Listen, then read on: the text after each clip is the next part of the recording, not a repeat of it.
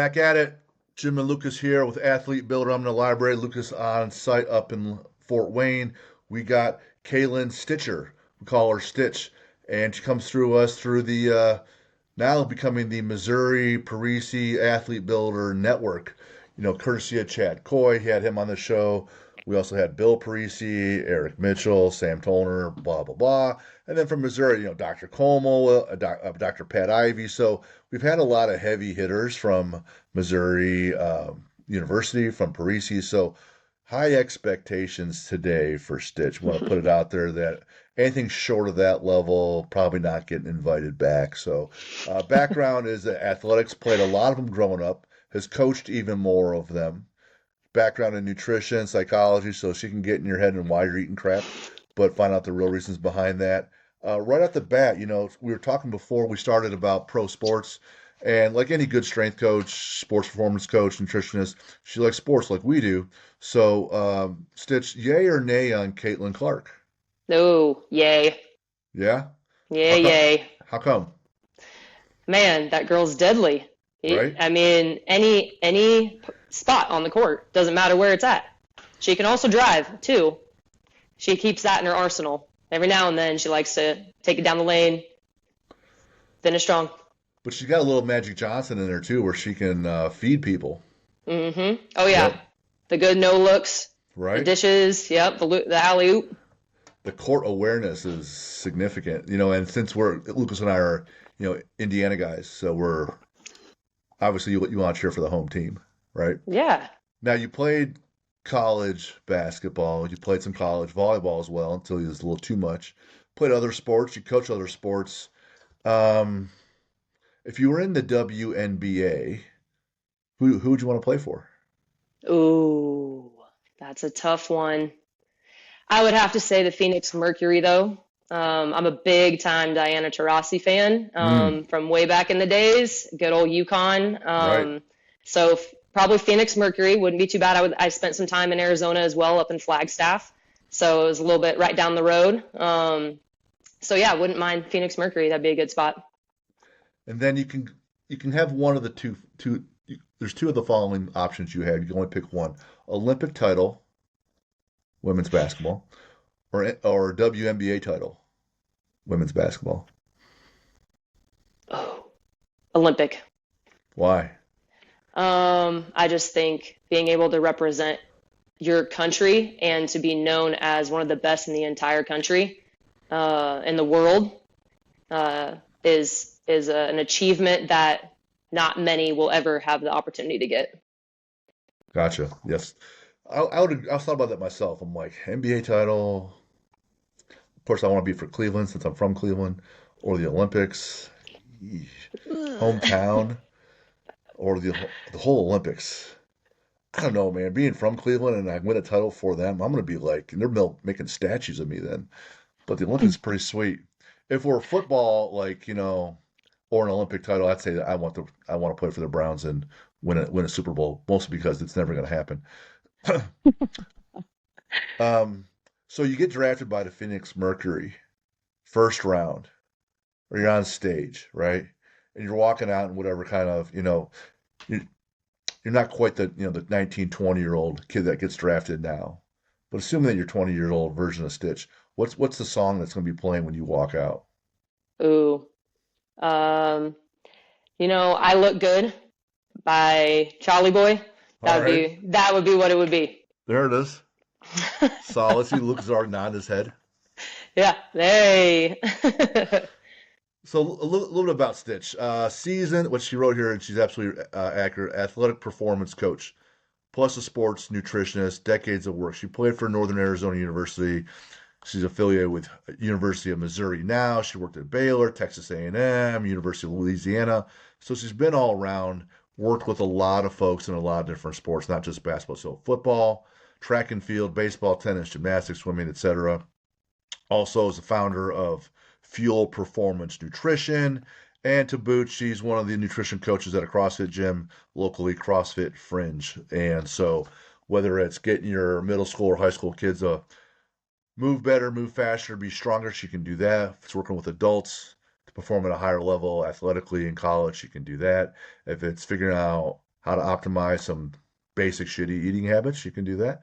Or if it's more high end, you want to get more serious about things, maybe you're diabetic or you're postpartum and she wants to dive into things about after bariatric surgery, she can get in there too. Plus, she had a little bit of psychology background to boot, so she can get in your head and find out why you're a whack job like I am. So you roll all that together. She's also with a �奧𝗲𝗍 Speed School. You have Kaylin Stitcher. So, Stitch, thanks for being on the show today. Yeah, absolutely. Thank you for having me, Jim. It's an honor. Mm. Well, we got to thank Chad for that, and Chad Coy, and he, I always message him and others when I get a referral, and I say, give me a story where we can blindside her with, and Oh he gosh. sucked, and he didn't do that, right? So I'm really disappointed because Oh, it's kind of fun. So since Chad didn't, well, this is your chance for me to you can out him right now. So if you got a story for Chad that he's not expecting, it's gonna be on the air right now. We'll make a clip out of it and we'll put it out there and say, this is what you get, Chad. Since I asked you and you didn't help me out, then this is what happens. This is your reward for non-compliance. oh man. I think we should always do like a favorite Chad moment. Those are Okay, always great. let's hear Favorite it. Chad moment. I think he was trying out a wheelchair in the court, making sure it had nice grip. He was going around and coaching up people in a wheelchair, and I was like, oh my gosh, only Chad would be doing this right now, Hmm. yelling in the wheelchair, and the kids were loving it. I mean, the kids were having a heyday. I mean, these are middle school, high school kids that he's had for since they were in Pee-wee, like Pee-wee, and just like growing up through the program. They're like riding on the wheelchair with him doing wheelies, him trying to get through doors. So, I mean, nothing stops him. So that right there is the point. He's had a couple surgeries. We always tell him he's old man Coy. But Right? he's quite the legend over here at the �奧𝗲𝗍 Speed School, and he doesn't let anything hold him back. So it was that type of moment for the kids. All as it was funny, it was also pretty surreal. So good Chad memories. If you We haven't miss him. If you haven't seen Chad or you're just listening, you try to envision what he looks like. Picture the Juggernaut from X-Men series from Marvel that just can run through things. He's not overly tall, maybe 5'9", and he's built like this fire hydrant. And he's my age. He's in his 50s, right? Yeah. And so all traps and shoulders and back, and just a tank, and just kind of just when he's moving forward on anything, bang, right? Just no stopping it. Yep. Nope. So he's on his way to speak at the Swiss conference with Cannon, I think it is, maybe a year or two ago. And so he's heading from Missouri. He's heading east to where this big conference. He's one of the speakers. He stops off at my gym to get a lift in, and he's got like his some other lifters with him as well. They're going to the conference, going to learn, but also help him out. So they're all legit people doing powerlifting, strongman. There's all strong people. Then there's Chad, who's a tank. And so they're getting this lift session on. It's outside of normal hours with us, so the gym is pretty empty. And then people start to trickle in, and now they're all done lifting. He spent like 3 hours to do like 4 or 5 sets, right? He has all the Tiger Bomb on and all the gear and all the wraps and did all that stuff. And so he keeps working harder. He works up to some heavy stuff. He's moving big weight. And so now it's over with, and they're all kind of shutting down, going to get in the car and take off. Well, he decides he's going to change right there. Now we have restrooms where people can change. He's out, just going to change right here. So he strips down to almost nothing. He's got maybe a pair of like compression shorts on, maybe like that you would see in the pool, at Beijing with Michael Phelps. These tiny little ones, and he's like me. He's like a carpet on his chest and back, like I am. I'm wearing a sweater of all just huge ripple tank of muscles. And he's just getting changed, just talking to everybody, walk around almost butt naked in his underwear, just, hey man, I'm Chad Goy, how you doing? Shaking your hand, nice to meet you. Because he's always nice and personable, right? Sure Yeah. is. Oh, always. Well, he didn't care, just almost butt naked. And then he just gets changed, and then they all pile in his car, and they take off to the next event where he's speaking the next weekend. So that's a story that I don't know most people have heard from my gym or people from the show that, but love Chad to death. He's been a great mentor, been a great colleague, great friend, and he's an expert in this space. So we're lucky to actually know him. So all in good Yes. fun, Chad. All good. All good. All right. So one of the things I wrote down, we like to talk in advance. Hey, what do you want to talk about? And so this is huge, right? Creating high performance teams that include multiple departments to create systems and protocols that provide the best overall care. That should be like on the back of a, marketing novel. Breaking down silos, she said. So, high performance teams, multiple departments, protocols, and overall care. Talk about a high performance team you guys have worked with, whether it's middle school or high school, and talk about what things you're doing to break down silos. If you had a big pile of cash and you had your own building set up however you liked, you need staff it however you want. Talk about some ways to maximize, working with student athletes, because that's the crux of this show. That's what we do here. Yeah, absolutely. So a lot of the time, and I always like to talk about my bloodline, right? So it's like horses, as you know, or I told Jim earlier, I really like horses. So it's kind of like the pedigree, where you come from, who you're mentored by. And I've had the honor of working with some greats in the field, and that comes with the evolution of time as well. Like times change, and you have to adapt and adjust to the times.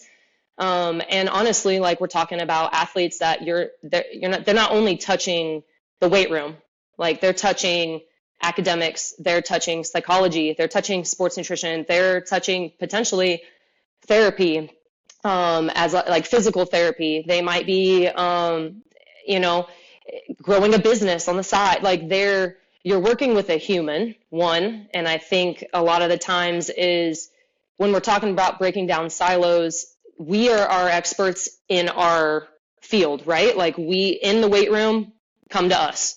But when it comes to anything that might be outside that, there might be overlap, but it's always really good to get a perspective that you may not have, that helps you build the better protocol for the student athlete. So, for example, I work with middle school and high schoolers predominantly now, which is way different than college. College, you pretty much know the teams that are touching them, right?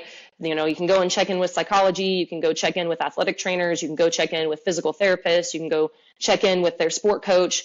But when it comes to middle school and high school, we're talking, they go to school, they're doing maybe extracurriculars, 3 other sports. And by the time they come and see you, you may be the last part of their day before they go home and eat dinner.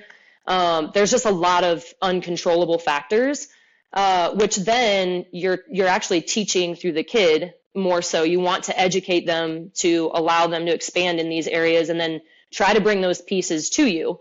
So for example, I had a kid a football player, running back, who broke his ankle. And he was obviously just like any 13, 14-year-old, like wants to play football, wants to stand out, wants to do a great job for his team, for his family, getting up into the high school. So that big transition from middle school to high school, and wants to stand out. But for me, if I really wanted to, I could be like, oh, I'm going to do this, this, and this. But he was actually working with physical therapy. He was also going to the doctors every month or so for checkups. And the best thing I could do was to take a step back and say, okay, tell me what your doctor was mentioning to you. Tell me where the pain is. What are you doing? Do you have a phone number? Could I contact them? Let them know they can contact me. It's just being able to bridge it to where it's the best interest of the athlete and to know where the mechanism lies, right? And then making sure you're not overdoing one thing or the other. As we know, all of us on here, being a performance coach, there is a little prehab element to things.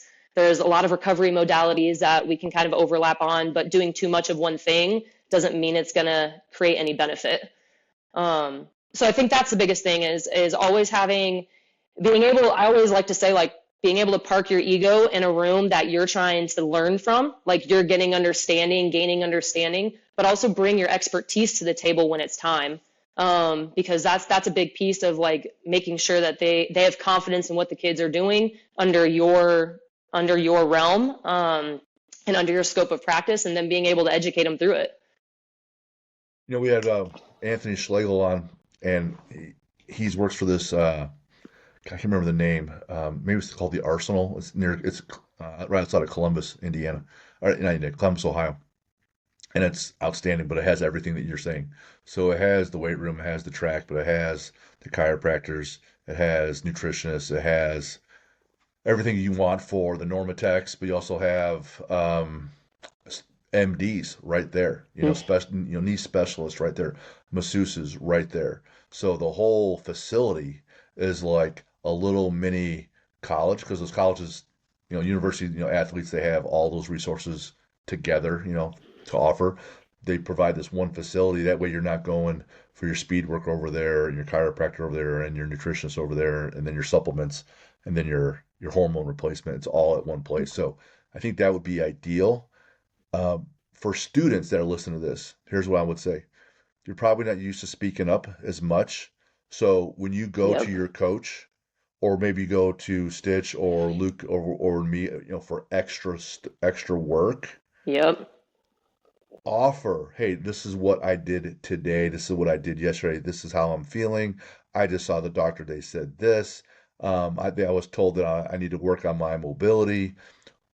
Communicate and advocate for yourself so that the coach can have more information and data and coach you better. If you're a coach and your kid comes into you, whatever grade he's in or in whatever role, maybe it's from an outside facility, ask, hey, did you train somewhere else last night? Are you training somewhere? Have you been to the doctor? We talked about, you have some problems with your feet, maybe it's plantar fasciitis. What's going on? So the coach has to constantly ask. So when kids come to me, they already may have trained at the high school. I Yep. gotta ask, hey, what's your plan this week? Are you guys lifting this week? Are you guys not so much? One kid plays sports, but he doesn't go through APC, so he comes to me for all his strength and conditioning. Whereas someone else who already does that, I'm just looking to tweak and augment on the side. But if the coach can ask or the kid can offer, then you got a shot, right? Yep. If you forget to do that, then we're just going forward. And you, like you said, you might squat at school and then squat in the same day, but the kid won't speak up, and then now you're squatting two times in one day. And we're not strong like 𝗀𝗲𝗱𝗀𝗀, so we can't squat twice in a day. You know, we can't do that Bulgarian method all the time like he does. Oh. Oh. But that's really my advice there. If you can bridge that gap, then you got a shot. Luke, you have the same scenario at school, right? You got kids that go to other places to train. What have you found to be helpful? Yeah, so I got a lot of kids that do like their football. It's more sports specific training that they do at these other facilities.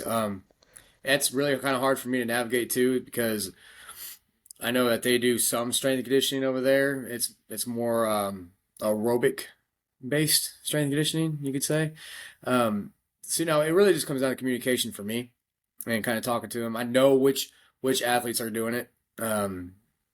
I just communicate with them and say, hey, what's going on over there? Hey, you got this going on here. You got your sports specific drills and your wide receiver drills and stuff. So talk to them, see how they feel, and I just kind of modify from there. I try to communicate and say, hey, because I want our teams to be training together at our school. I think every strength coach that works in a school that works with teams and directly with the sport coaches wants their teams together year round, training together. So, that's what we emphasize is making sure you're at least doing the strength work that we do here. We probably do, 80% strength work, 20% speed work. Most of our kids are undersized and they're not very strong. So that's one of the weaknesses we got to focus on. So we spend a lot of time in the weight room and emphasize that it needs to be done at the school. And they've done a really good job with that the past couple of years, getting better. Coaches have gotten better at getting their kids in the weight room and saying this is the priority of your training. All of that needs to be extra. So it's just communication for me. I don't necessarily talk to the other facilities around that. I don't necessarily talk to them about what it is their kids are doing. I know what they're doing. The kids show me what they're doing, and I modify what I have to modify when I have to modify it. And usually that comes around in January whenever the travel teams start picking up and their 7-on-7s and stuff like that. So we got a little bit of time before that happens. So When we have like newer kids, middle school, come in to my gym and they haven't done much at all with weights, or even some high school kids, they've never touched it before. My approach is build some farm boy strength basics, carries, squat, deadlift, press, pull-ups, but carries and a lot of sleds, things that don't take a lot of thinking. So because if they're at the bottom, like I've had people that come that couldn't squat the bar, the knees are caving in. Tennis player, she couldn't come. Her first day squatting was a 26 kettlebell on her front, right? So if you can, my philosophy is that for the first couple years, if I can build some basics there, we get a little more technical with the bar. We get a little more technical with some footwork, with some speed. But if you can't do some of those basic farm boy things, then it doesn't matter. I really get you that. If I get you lined up correctly, you got nothing behind it, right? Talk about, you said you've worked at the college level, but you're working with middle school and high school kids now. Someone comes to you and they're brand new. Hmm. Talk about, hey, you're not going to be squatting 2 times body weight in 12 months, probably, right? No. Talk about, hey, setting expectations and telling the parent and the kid, this is what, if you can come and train consistently, this is how and what we're trying to build with you. Yeah, absolutely. One of my biggest things is most of the time when a kid has not ever entered a weight room, the weight room is overwhelming to them. So like they don't know what to touch. They don't know how to put a collar on a bar. They don't know where they should pull the weight from. They're very hesitant. And so I do a lot of educating of like, from the very basics, if you need me, call for me. There's no stupid question, regardless of what it might be. Or if you feel like it is, like grab my attention, especially if I'm in a group. But most of the time when I have someone that's new, it's me one-on-one with them. But it's just to go through the basics. Like, this is your barbell. These are your dumbbells. Here are your collars. These are always on the bar. We need to make sure we have a spotter, that someone is here by you if we're doing bench, back squat, even especially at the early phases. So you get familiar with it. We clean up our weights when we're done. We leave it better than we find it. There's chalk, like letting them know what chalk is used for if they need it. If they're super sweaty from being nervous, can make things a little bit more difficult. But yeah, I do a lot of the rundown from the very basics from the very beginning. And then we kind of go through like how you conduct yourself too. Just make sure you respect the weight room. There's no spitting on the floor. There's no gum, putting gum. There's no eating, like in the middle of the floor, leaving your food around the weight room. Like basic, if trash is on the floor and I find it, that's not good. It's not good for anybody. Yep. So it's like pick up your trash, put it in the trash can, like easy things. I like to call them like behavioral things, like awareness, weight room awareness, allows you to have a better lift. And those that are around you, I also tell them too, like make sure you don't walk right through a class. Like if there's classes going, like make sure we walk around, be respectful. So we cover those basics, and that's not even to the barbell yet, right? Like right. That's already like, whoa, there's so much going on, paying attention. But just like you said, basic mechanics, I'm a huge mechanical, I like watching movement, right? We all get familiar with watching movement, like knees are going in, back's caving, chest is falling, ankles are stiff. But it's going through standard movement. I'm a go-toer for a goblet squat. Even like our basic trap bar deadlift is a really good body positioning, being able to use them with some training plates, just getting them in that low position, but keeping it neutral so it's not pulling them forward or pulling them back. Using dumbbells to learn how to stabilize in the first place. Basic running mechanics, like your running mechanics, using wall runs, getting familiar with actually putting force into the ground. Those are all things that we progress, and how I progress them is just like you said, we tackle the basics, the very, very basics, because outside of that, you're actually you're taking like 5 steps backwards, right? And then you could actually be creating more problems than, building strength or building speed. So learning how to push force in the ground. A lot of the times too, I don't start with Olympic movements. I'll do basic, like if we're learning how to vertical jump, it'll be plyometrics, like learning how to land, learning how to do low level plyos, learning how to do some dumbbell squat jumps, like things that actually provide a little bit of weight without your arms, like being able to push through the ground. Things like that really show them how to produce force. And then they progress, after a couple of years to start doing some pulls. We got our basic pulls. First, you have your shrug, your high pulls. You can do those with dumbbells as well. Just teaching them those small little nooks and crannies, because we also want to keep them interested, right? I always like to call it like, be creative with your programming, but keep the same principle. Is that make it look different, but it still has the same application. So it keeps them, not bored. They want to compete, get them in places where they can compete safely.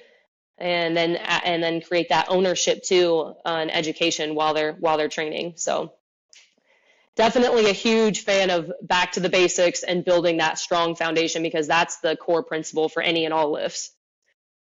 That's really the kind of the principle for almost anything. Like I've been to symphonies and people are warming up with just doing basic scales, right? Yeah. It's doing the basics so well. And going over time and again, just a regular squat. Like Vince Lombardi started every football season after having won titles with, "This is a football." That's his opening sentence to camp. "This is a football." And he goes over the basics of how to do everything. What makes it one of the ways we mess with the kids unintentionally, we have pound plates in the gym and we also have kilo plates. So I tell them to grab the 25s and you're like, "Man, this just feels pretty heavy. That's red, that's 25 kilos." And then it's like, oh man. Sometimes they don't even know what the restroom is. And I'm like, oh boy, okay. So I'll ask, "Hey, what's the most common injury we find here at the gym with our student athletes?" And he'll probably say, "My back, this and that." I said, "Usually it's how you put your plates back and you kind of smash your finger." And they go, "Really?" I go, "Happens all the time. You're not paying attention." So everything that you and I take for granted is like a little nuance that it's decades to cram all that information into them. You talk about being overwhelmed. People are looking at me. How am I performing? Am I doing this right, coach? Do I look silly next to other kids? Is this? And then it's like, is this weak? Is it not weak? There's so much psychology going on there, and I got to be like, "Kid, just follow me. I got you. Take a deep breath. Yep. We're gonna have a good time today. We're gonna have a good time today. We're gonna get a little bit better today. Have a good time." Yep, absolutely. So I see here your resume, Missouri, Texas A&M, big programs. And let's say you're at Alabama and you're with Coach Saban. It's hard to get that A program to any level, but he is at this elite championship level. So now the real challenge is, can you move it at the margins, right? But the standard's already pretty high. No one's late to practice, right? No one's skipping team meeting. You're starting over. You're starting with younger kids now, travel athletes. They're not at the Nick Saban level, right? But you gotta like build this culture of accountability before they can even be all in mentally. Talk about how you build a culture from brand new kids, because every year there's turnover. Like kids move on, kids graduate, kids leave, right? Talk about building that accountability.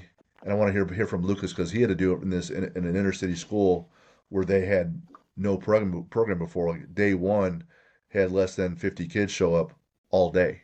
Now he sees hundreds daily, right? So talk about building some accountability and those things culturally with young student athletes, and then we'll hear from Lucas too. Okay, yeah.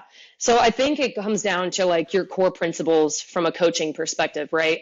So like, for us, a lot of the times it's enthusiasm, effort, ownership. I'm a big on ownership. Being able to like your work hard mentality, but also work smart. So it kind of, and this is different everywhere you go. So state to state, school to school, each environment is very different. So sometimes you have to conform it to what's realistic, right? What is realistic in your environment, and setting expectations that meet them where they're at, that they can actually do, not setting them up for failure.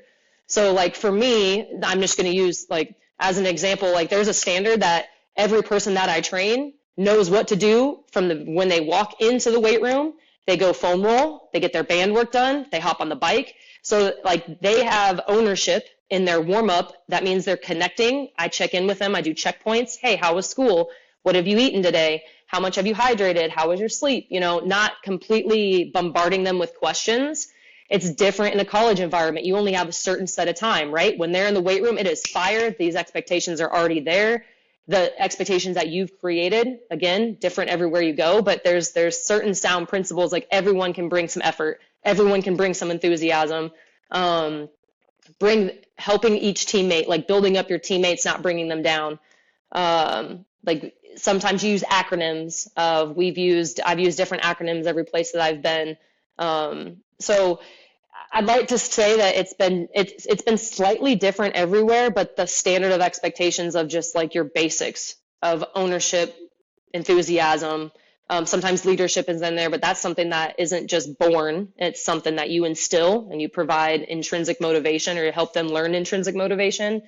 Accountability, coachability, effort. Those are all things that could be standard. But then it's kind of what you build your program from there. So setting the cultural expectations of what you want and then holding them to it. There's nothing worse than you changing it every day, having, no follow-up. If something isn't right and it's not hitting the culture, like the cultural standards, call it out. Teach them to call it out. Like, this is what, they know the discipline. Like, discipline, I think, is used in so many different ways nowadays. Nothing is wrong with discipline. Like, being disciplined is a piece of being a good teammate. Like, knowing your role, knowing what you bring to the team every day. So creating that discipline, not only from coach to athlete, but from peers, like peers amongst peers. That's where the best teams develop from. And then you're building those championship habits from there. Accountability, being able to follow through, being able to have real conversations. Like, some of my best athletes that ever came out, it wasn't easy, right? Like, you always want the yes, like, oh yes, like, put plates on. They listen to everything that you say and do. But some of the ones that challenge you to be a better coach, they become one of the greatest athletes because they push the limits. Not saying that there's like pros and cons, but don't ever, like, I guess my biggest thing is, like, don't give up on a culture just because something may not be working right then and there. You may not ever see it until you have that aha moment, like, oh my gosh, like, after 7 months, I'm finally seeing it, right? And I'm sure Lucas can touch on that. Like, you might be saying the same thing every day for days on days, and you're just like, it's not clicking. This is not working. This is just not working. Do I need to change it? Maybe they just don't understand, or am I not doing it right? Or is this too much? Or, like, you start to question yourself. But the best thing for an athlete to see and for a culture to be built is consistency, because that is what actually creates the change. And it may take 2 months and it may take a whole year, depending on where you're at and the support you have from top down. Because most of the time in the weight room, like, you want to make sure you have support systems around, especially from like ATC sport coaches. Like, they too also need to know the culture. Like, when you step in this weight room, there's no jewelry, there's no headphones, there's no gum. I want team gear only. I want enthusiasm. I want team support. Like, you're letting the sport coaches know, you're letting administration know, like, this is the standard in the weight room, not only because this is what we're instilling in our athletes, but this is what we're expecting. And then from there, each team is so different too. Like, football is going to have different core values than volleyball, and volleyball is going to have different core values than track and field is going to have different core values in wrestling. But you can support those core values also in the weight room when each of those teams come in. So, like, by team breakdowns, by, team unity exercises that you might do, competition that you might do, any of those things where you're instilling those core values for the team, but they also know the basic function in the weight room. Like, they know what the expectations are set there. I think that that's a big thing. And if you have a small staff or a large staff, making sure your staff is on the same page. That's another big one, is like, once your staff grows, that means there's more management of people, and making sure that not one of them is deviating from the expectations of the weight room, right? Like, in creating their own on, like, expectations and things that are not centered locally in the weight room for every other team. And then they start making different things for, then you have the whole volleyball gets to do this. Why don't we get to do that? And you're like, oh no, don't worry about that. We'll take care of that. So I like to call it the tattletale system when it gets to that point. But most of the time, I've been in places, like every place, and we've always, that the weight room, we know what to expect in there. And everybody that's in the supportive structures know too. And I think that's a big deal. And I try to instill that in the middle school and high school kids for the things that I can control. They know what to expect when they train with Stitch, right? And when they're at 𝗻𝗄𝐸𝐶, like, they know how to behave. They know what the standard is when they get into the weight room. We don't wear flops. We might do barefoot, but we're not wearing our flops. Then, foam roll, band work, bike, and then we start a dynamic warm up. So nice. Go ahead, Lucas, take it away. Sorry, long-winded. No, that's all right. That's great. For me, it was Very tough in the beginning, partially because all my experience was primarily working with colleges and mostly college football. When I took this job up here working with the high school, I previously was working at Illinois State. So, I'm coming right off of working with college football guys that are driven, that you tell them what to do, they do it. And it's, it's pretty typical college strength and conditioning. And that's kind of the persona that I had. And coming in working with high school kids, and not only working with high school kids, but working inner city high school with kids. We got 2,000 kids in the building, and we only have 50 athletes in the strength class. So there was no culture. I would say there was negative culture. There was a bad culture, and how they treated the weight room, the expectations of what I was trying to set in play. For me, when I first got there, I learned really, really quick that I was going to have to adapt, and quite honestly change who I was as a coach in order to get what I needed out of them, or to get any kind of compliance at all. I've never in my life had kids just cuss me out because they didn't want to do a warm up before. And that was really new to me. So I really had to adapt. I came in with, hyper structured. We're going to do this to the T, this and this. And I was shocked that I couldn't get any kid to line up behind the line, because quite frankly, they just thought it was bullshit. And it took a while for me to get used to that. I had to change who I was. I kind of had to realize where I was at and take a step back. And you nailed it on the head when you talked about expectations. My expectations were so high because of where I've previously worked and what I've done. I had to lower my expectations just a little bit above maybe where they were at, or even put it to where they're at, just so I could bump them up. And then, hey, this is our new baseline. Bump them up. This is our new baseline. Hey, we can actually come in here and complete a warm up without anybody crashing out, So it was, can I get the kids out and dressed on time? Can I get them wearing shoes? Can I get them in their warm up lines? Can we get through the warm up lines?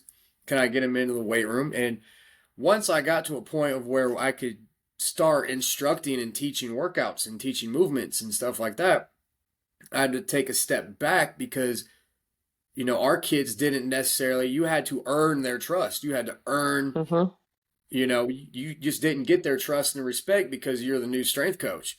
And, in a position where I was, I'm the new guy. I'm a minority in where I work. They didn't care who I was, where I was from, and what I did. So I had to earn their trust and earn their respect, get to know them on a level that I didn't think, like, I had to know who they were, where they come from, what are the struggles that they had to go through, because they're completely different than what I grew up with. So I had to understand that before I could really start to build a program. So it took a year, it took 2 years to really get any kind of foundation set, because I had to dig us out of a hole. And part of that was adapting and understanding who I was as a coach. And I had to be that kind of coach that they needed at the time. As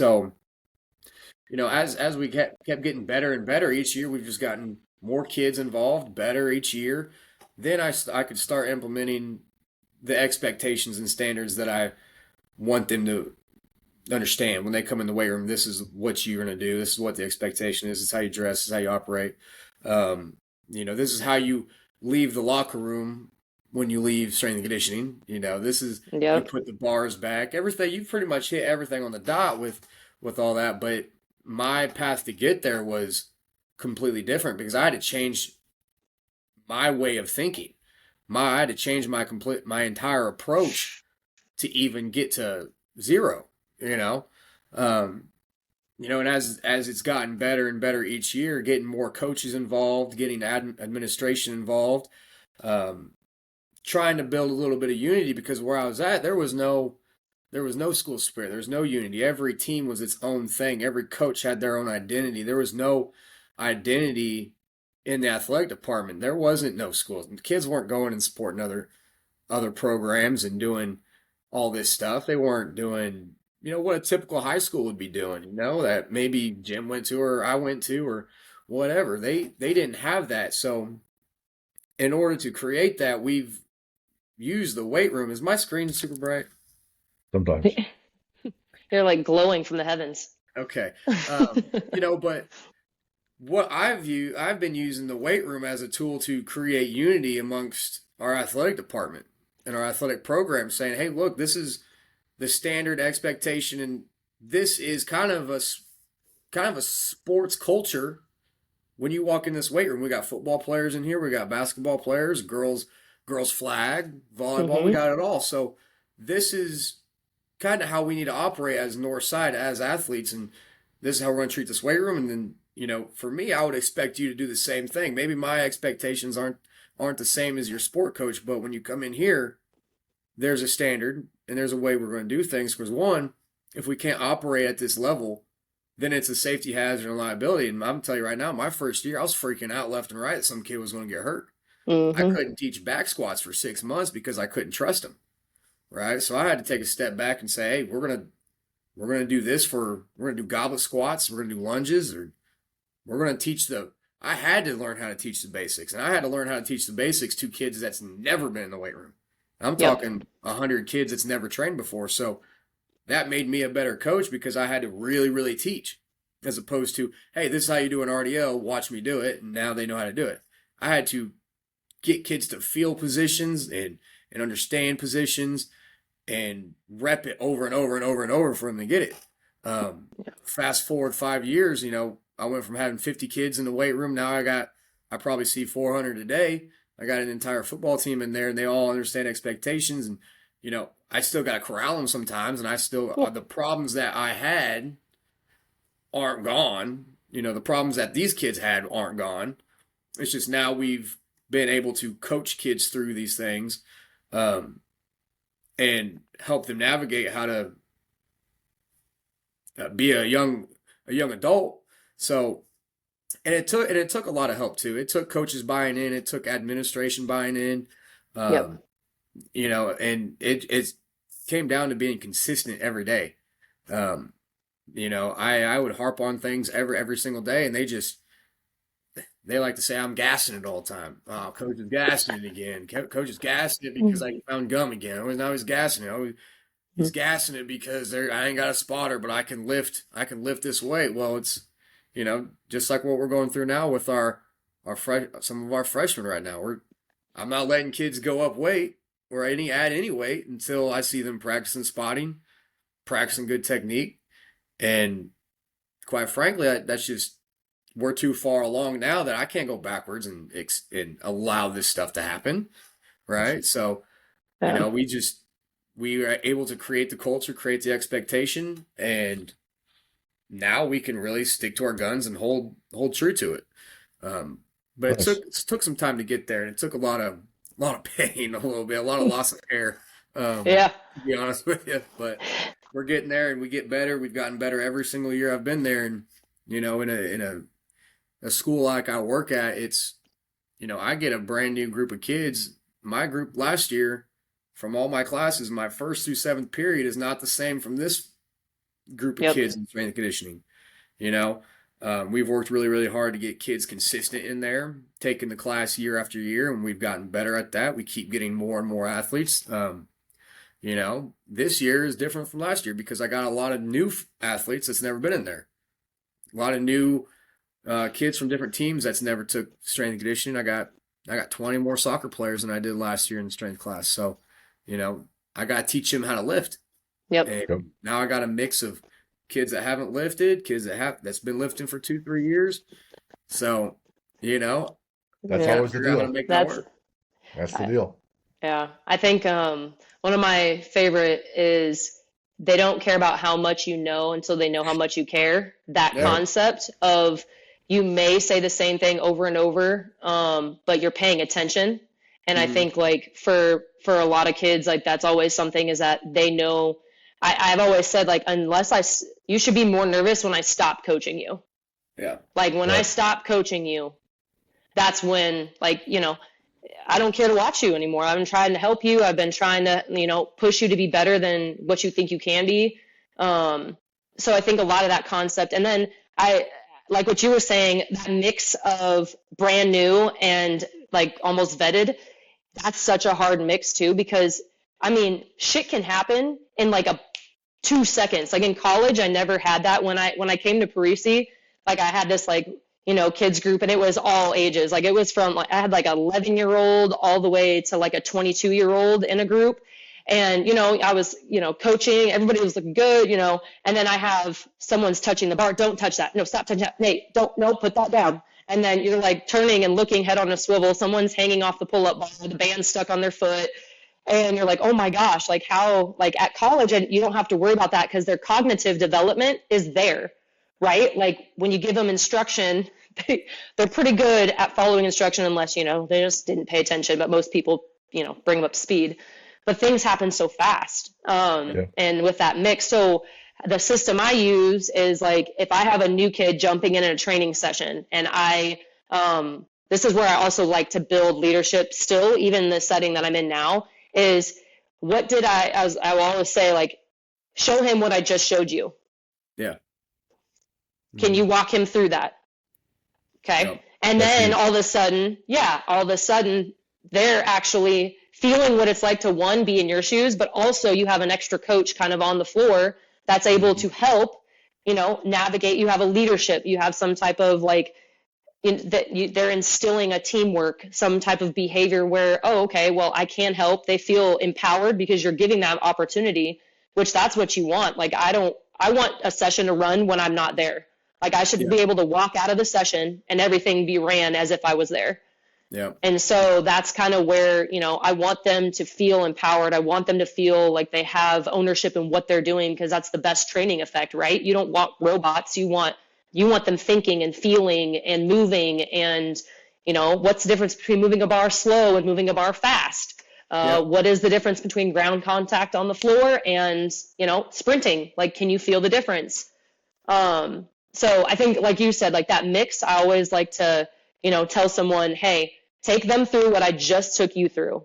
Can you do that? And then they're like, yeah, I got you, Stitch. And then, if they forget something, they're like, oops, I forgot to tell them how to put collars on the bar. Like, it's okay. We're good.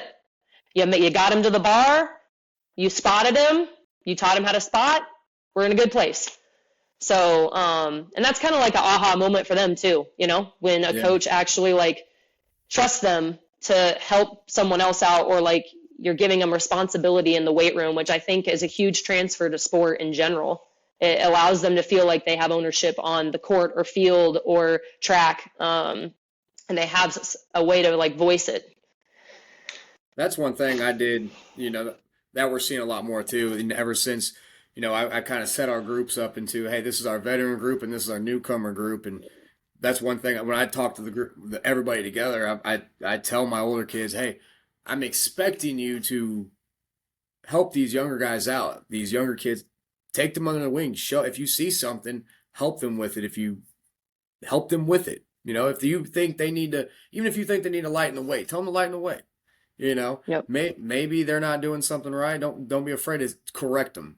And then it's telling the newcomers, hey, if these older kids are telling you to do something, listen to them. Listen. Right. Yep. So it's also not necessarily, hey, be good teachers, but also respect these other kids that have gone through the process. We see that a lot now. One thing I do also is, I'll put us in our warm-up lines, or, sometimes we do station warm-ups where, everybody's got this row of racks and we just do warm-ups at the racks, right? Say we're doing lunges, or air squats is a good one. I'll pick one kid, hey, take command of the group, and they'll down, up, one. They'll control the count, they'll control the cadence, control the group. And sometimes they'll be quiet about it. Sometimes they'll be, they'll kind of let things slide a little bit. I'm like, hey man, take control of command them to do what you want them to do. And they're like, well, what do you mean? Just like, tell them, like, tell them what to do and they'll do it. Hopefully, for the most part, command the group, control the group. And then we'll do another exercise. Hey, you control the group this time. You control the group this time. You be the leader. So giving everybody an opportunity to be a leader, and practice that. You can practice being leaders. And that's one thing I think that a lot of coaches may not understand or expect or see or actively work on, it is put your kids in a position to actually lead somebody, put them in a position to control what is happening. And it goes back to what you said, giving ownership of the workout, ownership of the warm-up, ownership of what it is that we're doing that day.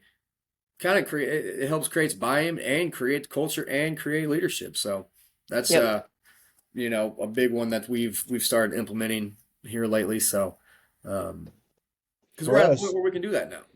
Earlier we couldn't do it because it'd be, you know, it wouldn't be that serious. It couldn't take it that serious, you know. So now we're in a position to create leaders as opposed to finding leaders, I guess, you know. So Gotcha. For us, you know, with Athlete Builder, there's 6 core values to kind of guide our mindset. You know, we start with integrity. So if I see something in the gym with the athlete and they're acting with integrity, I point that out. And I'll say, hey, integrity is a core value. So it reinforces. So if you ask Jim what we're going to be about, if you ask what Athlete Builder is going to be about, you know, there's 6 core values and it starts with integrity. So that's us. And I'm pushing that onto someone else, the other athletes. They might not like that one. So if you ask anybody and they're at their core and they say, like, who are you here for the most? They're going to say they're here for themselves. They care about themselves the most, right? Like, I care about myself the most if I'm training in the gym, right? I'm trying to get myself better. Also, if I get my teammates better, it will then get me. So if I talk about integrity being a core value, I have to then apply it as how it applies to that person all the time. And here's why, if you act with integrity, here's how it helps you. Here's how it makes you better. In the athlete builder world, we're talking about building athletes mentally and physically, and say, you know, when we're doing the training, we're lifting, we'll say, hey, there's a piece, you know, one of the pieces is knowledge of your sport, knowledge of how to train, blah, blah, blah. And when we don't know something, we're working on, say, hey, this is that knowledge component where if we can improve here, you just elevate it as an athlete. Or with you, Stitch, you talk about nutrition. If we can improve here in nutrition, it's going to elevate you as an athlete. So you got to keep tying back what our pillars are for pushing athletes forward, and I tie it to them so they get it over and over and over again. And if I can have them teach someone else, I'm going to say, don't be like, well, why do I got to teach? This is your job. I said, well, if you can teach it, then you know it better. So you'll actually be smarter. So your knowledge component goes up.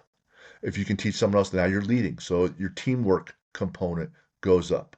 So I tie it back to them all the time. So to your point, at some point, if someone's like mouthing off or whatever, the other kid would turn to him and say, hey, we don't do that here. It's one thing for dad to legislate with my kids at home. It's one thing for the coach to legislate. But eventually they get it because it ties to them. Because that kid knows, hey, we don't do that here, because it slows them down. They only have so much time. And they're trying to be great. And that person that's screwing around just cost the teammates that are willing to work. It just costs them time. It costs them results. So I keep tying it back to them over and over again. And that's why they're saying, hey, we don't do that here, because some of these kids are competitive, right? So if I can build culture, you know, mindset-wise, we have our 6 core values. And then the athlete builder model, we have 3 things for the head and 3 for the body. I'm always pointing out, here, well, here's a shortcoming here, buddy. If we can fix this, you're improved. And that's basically how we do it. We've been going for quite a while on that one piece. I did want to touch on one more thing. It's not just, you know, lifting and eating well. In a lot of sports now, more than back in the day, because now you even have girls playing flag football, but in lacrosse, but in soccer, there's tons of concussions. And not for nothing, we had Dr. Como on. She's kind of hard shoes to follow, and when this is the lady that advises the NFL, right? But there's some things you can do to, you know, prepare for things. Just awareness, even just being more rested gives your reaction time to be better, so you'll be in the better position, so you're a little less likely to have a bad collision. But talk about recovering from concussions, Stitch. And Luke, let's hear your thoughts on it as well, because you played a contact sport at running back, right? And I've seen him run with his head down, right through people and around. But you know, let's just get through this, and let's not spend an hour doing it, but let's get through it. And just I want to make sure that we cover this, because this is an important topic, and you guys are pretty good at what you do. Yeah, no, absolutely. I think the biggest thing is you can be like proactive in taking care of your brain, like taking omega 3s, taking creatine, doing neck work. And I know Lucas and I were going to touch on that is just like, what ways can you, prevent, maybe not just like proactively take care of your brain health. The other big piece is a lot of kids will not report headaches. They won't report dizziness because they know it's going to affect playing time. So they'll say, nah, I'm good. Like it'll be fine, but they'll have headaches for months and not tell anybody. Well, that's a big piece of recovery is being able to tell someone like, hey, I have headaches and I don't know, they've been lasting a while. Okay, go get evaluated, because the earlier that you can get evaluated, okay, which is what I'm in the role now is a schedule appointment, you go and see a neurologist, and then there's return to play protocols. There's way to make sure that you're returning safely back to your sport instead of jeopardizing your brain. And that can be jeopardizing reaction time. That could be, it's serious. It's something that you don't see, but there's things that happen that you can't explain. And a lot of people don't realize like that's not normal. It's something that you do need to make sure that you take seriously. And that's something that we're building up here at the University Hospital is because the concussion program is important, and we want to push getting early care, seeing someone right away.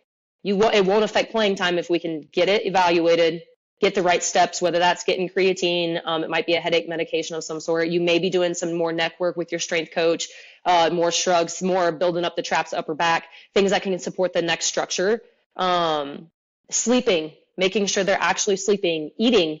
That's another thing. All of these areas concussion touch because your brain touches all of them.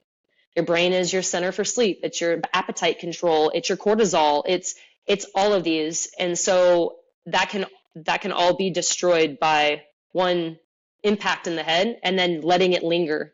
Your recovery can actually take longer, and you can have more long-term effects versus get evaluated, take the proper steps, and then try to get implemented into your return to play as quickly and as safely as possible. Okay. Nice. What do you think, Luke?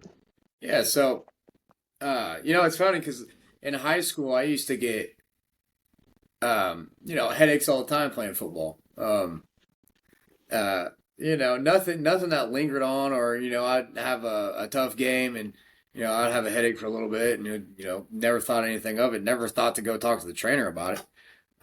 It wasn't until college where, I didn't get hit very hard any particular time that I can remember where I was like, man, I got a concussion. But it was one day at practice where I couldn't see out of my right side of my eye. I couldn't see anything at all. It was like gray, it was fuzzy, and I saw like rainbow stripes cutting through my vision.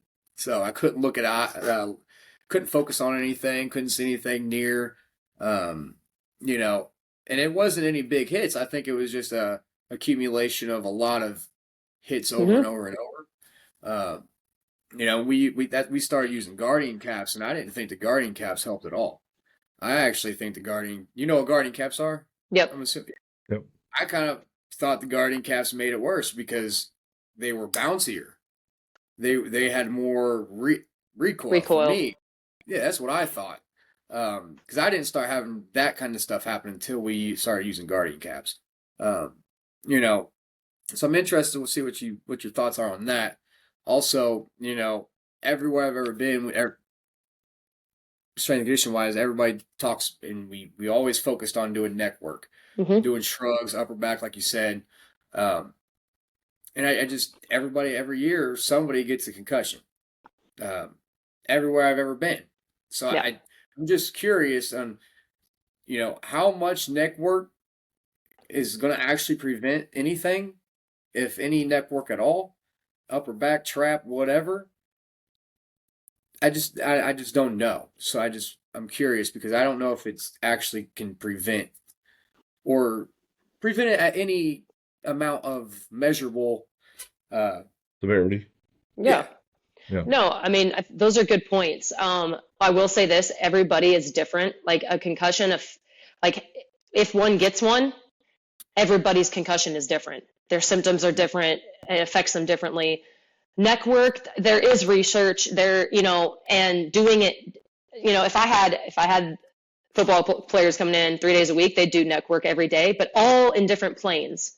So I think a big piece of it is range of motion of the neck, like just keeping the range of motion of the neck, not getting to where it's just like you don't want your athletes to be too stiff or too mobile, right? You want to find that tweener balance, because at either end of the spectrum increases their risk of injury.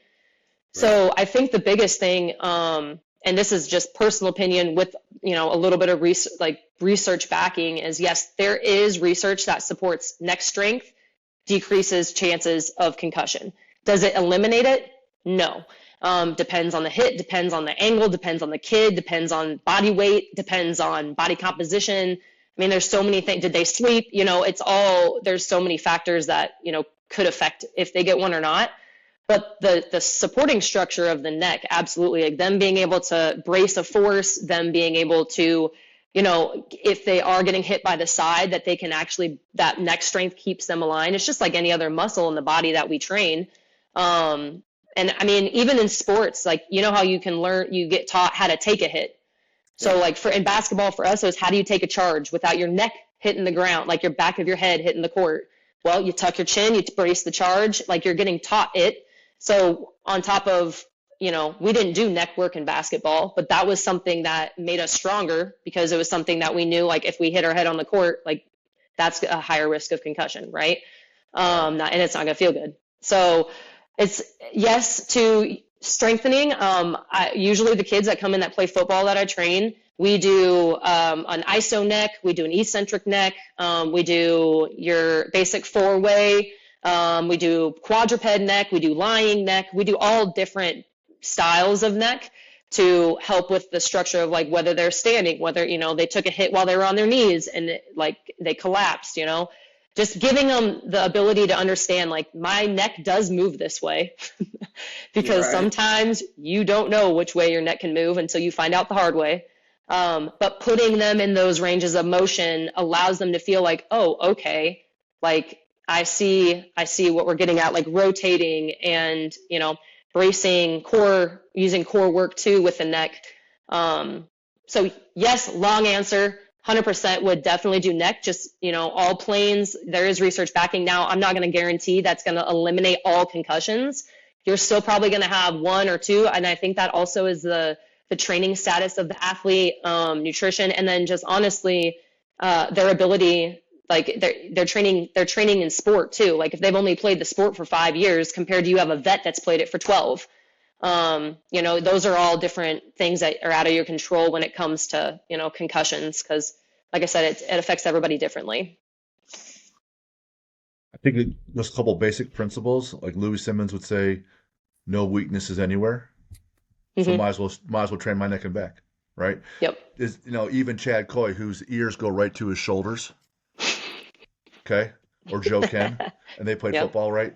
If you hit him with someone who's running a 4.4, and the guy's he's 12 yards in, he's pretty close to top end speed, right? And you get hit in the head, like, it doesn't matter that you're that strong, you're still going to get hurt, right? A little bit.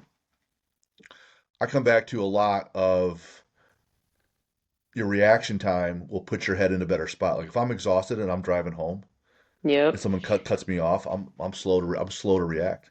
If I'm exhausted and it's Friday night and I got problems at home, parents are screaming at me, and I got problems with my girlfriend, and I'm stressed out, and I haven't slept well, and it's finals week, but I got this game Friday night and I'm tired, right? And sometimes you got to drive to that game first, Yep. So then, hey, reaction time's a little slower. You're not in the position you thought you were going to be in that moment. You take a hit because you're tired and fatigued. So everything matters there, and at the higher levels, it matters more. One of my old colleagues back in the day when I was in the financial world, this guy named Phil, he played for Notre Dame, and he was the walk-on quarterback for options, but he also played some DB, and so a bit undersized but very fast. And so this is way back in the day, Urban Meyer is actually the DB coach at Notre Dame, and Phil's playing for him. And there's a running play, and the guard is pulling around the end, and the running back's right behind the guard. and Phil, the D is a DB, sheds the wide receiver as the blocker. So now he has to take on the guard and try to get to the running back. So here comes 300 pounds of I'm gonna kill you, right? Running full speed at 180-pound Phil, right? Phil gets hit so hard when he's falling backwards, his feet leave the ground, his legs are horizontal with the ground, his arms are horizontal with the ground, and he's just floating through the air because the guy hit him right underneath his pads. So you take all his speed with a 500 bench all at once and launch poor Phil. Phil lands on his back and his head bounces, and when he gets up, like Luke said, he couldn't see. His one eye was looking straight, and the other eye looking off in a different direction, like not even lined up, right? So he's like freaked out, and Urban comes over to him and takes a look at him. He looks at him, and he goes over and grabs another big guy and tells him what to do. And the other guy comes over to Phil, grabs him by the face mask and headbutts him on the side where the eye was looking to move the eye back to where it needed to go. And it worked. And it worked. So he got an extra headbutt just to realign his eye. And then he's like, all right, go see a trainer, And so I don't know. Phil probably killed me for telling that story, but he did, man. And I was like, oh wow. Oh well. Dislocated eyeball. You're a walk on and you're an asset, so we need to get this fixed. And that's how we do it. I know I want to be respectful of your time. I know you're busy, you're coaching tons of people. And so just want to wrap up a couple other things. First, thanks for being on. These rapid fire questions, I think we're going to be changing these after we pass episode 100 because we'll be at the century mark, and we're in the 90s right now. We're going to keep a whole bunch of these. But, real quick, one-line answers when you're training and it's a heavy lift. It's a 1 rep max back squat or 3 or something that's going to crush your soul. What are you listening to? I like your hype. Like, we're talking Travis Scott. There's a couple hype songs there that get me right. Meek Mill will get me right. There's a little bit of I like to, and this might come from my basketball background, but anything that can get you in that dance mode, like, but in a hype way. I know there's like dance where it's like goofy, but like dance when it's hype, like swag dancing, like swag hype is what I would say. I'm like, I look good by Charlie Boy. Like that stuff would get me, that would get me right. All right. Luke, how about you? 1 rep max back squat. Let's get all wrecked. Let's go. You're on mute, buddy. Uh-oh. I stand alone, Godsmack. All right. Okay. All right. Bow with the Bob by Kid Rock for me. Okay. Nice. Very old Kid Rock fan. One of the best concerts I've ever been to. Nice. Bucket list adventure you haven't been on yet, and it's just you and I think you said you're married, right? Or engaged. Yep. You and your husband. Kentucky Derby. I've been 3 times. It's outstanding. Ugh. Jealous. I've been a couple times when it wasn't even Derby day, like on a Wednesday or a Thursday before Saturday. Also outstanding. Super fun. Yeah, I want to go. It's been on my bucket list forever. Page 49 of my book, Rich Strike in 2022, that big comeback where he ran 18th and came all the way around. Luke, how about you? Me and Kaylin have talked about going to Japan. Japan. Oh. Okay. Yeah. For Jen and me, next will probably be Yellowstone. Sporting event. Maybe track and field nationals over in Oregon. Oh. Favorite sports movie, Stitch? Cool Runnings. Coach Carter. Bobsled. All right. There's so many good ones. You go comedy. Coach Carter, to Remember the Titans. Serious, right? Yeah. That one's always said. Yep. All the good ones. How about you, Luke? I don't really have a favorite one. Maybe The Blind Side. That's a good one. That's a good one. Right.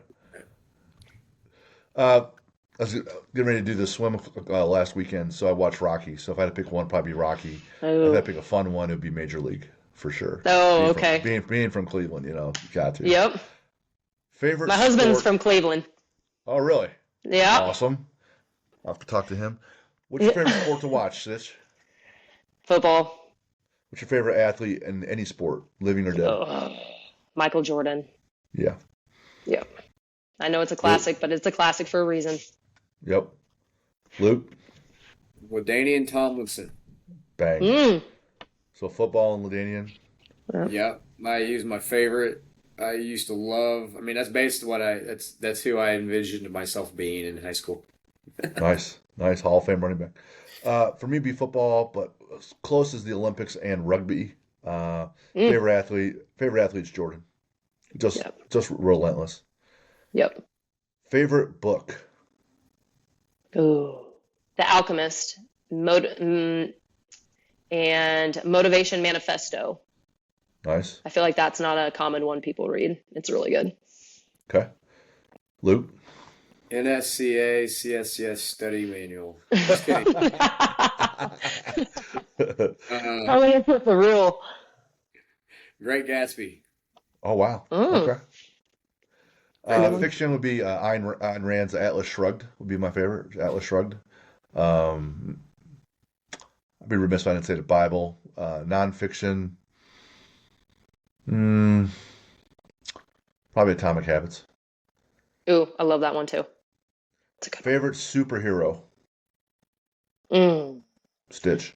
I can't pick one. I feel like I'm a Marvel's girl though. Marvel's versus DC. I have to choose Marvel's characters because I can't choose one.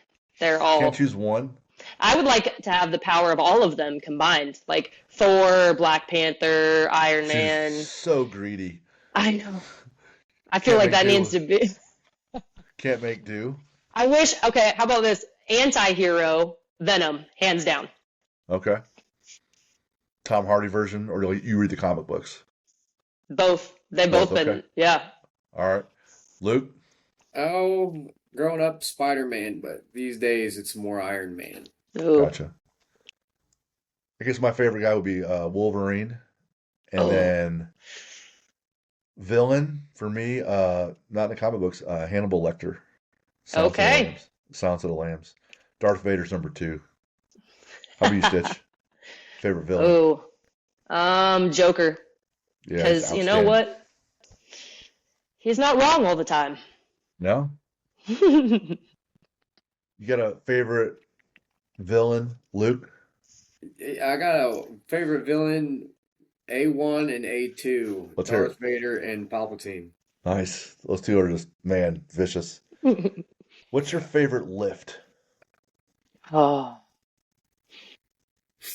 I have to go with a leg lift, so it's going to have to be, love me a good back squat, heavy back squat day, good heavy deadlift. I'd have to say back squat or deadlift. I can't choose between the two. If my back's feeling good, I'll say deadlift. Luke? Snatch. Oh, rough. So technical. Yes. I wish that could be my favorite lift. I do not. I do not. I do not. Nah. So cool. It is cool. It is cool. Yeah, very cool. It's very cool. For me, it'd be back squat because I think that makes me the most nervous. Atlas Stones would be number 2. Ooh. And then That's a good one. 3 would be sled push. Because it's more than just a lift. It's multiple steps and it's just pain. Mm-hmm. Got a good quote because there's so many good ones. Be the change you wish to see in the world. Gandhi. Luke? Mine is not inspirational cool at all. It's Just Dig It by Joe Dirt. Dig it, bro. Dig it. What's wrong with I that? dig it. Most coaches, most like people they got a really awesome quote and just dig it, One James, be thankful for the struggle for what creates perseverance. That's what I'm saying. That I just don't have one like that. I just got Just Dig It. That's all right. It's okay. What's wrong with dig it? Yeah. Stitch, where can people find you? Well, I'm in Columbia, Missouri, and I am at 𝗻𝗄cy Speed School, which is at the Missouri Athletic Center. I'm also at MU Healthcare, so you'll be able to pull me up on the MU website there for the concussion program coordinator. And I also own my own sports nutrition company, which is Fuel Performance Nutrition, so you can find me there. But most of the time, if you need to hit me up, you could probably look up on Instagram at 𝗀𝗱𝗃 or under my Fuel Performance Nutrition. I don't do too much social media, so a good old email or using any of my emails that are out there right now is probably the best way, and then we can go from there. Gotcha. For those who want to get a hold of us, athlete-builder.com. And email us, info@athlete-builder.com. We're on all the social media sites.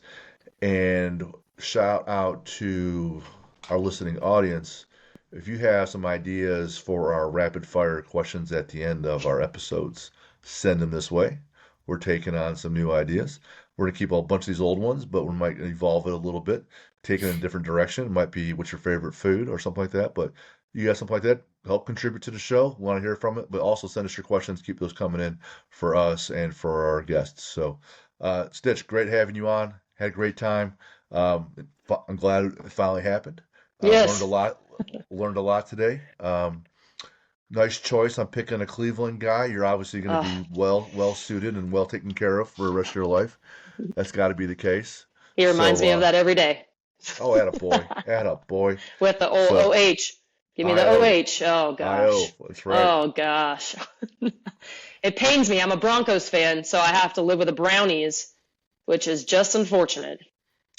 Those 80s AFC championship games with the drive, the fumble. Yes. The three of them that they lost is just forever, ever scarred. I was in grade school when that happened. That's part of my identity, childhood. Just the psychological downfall.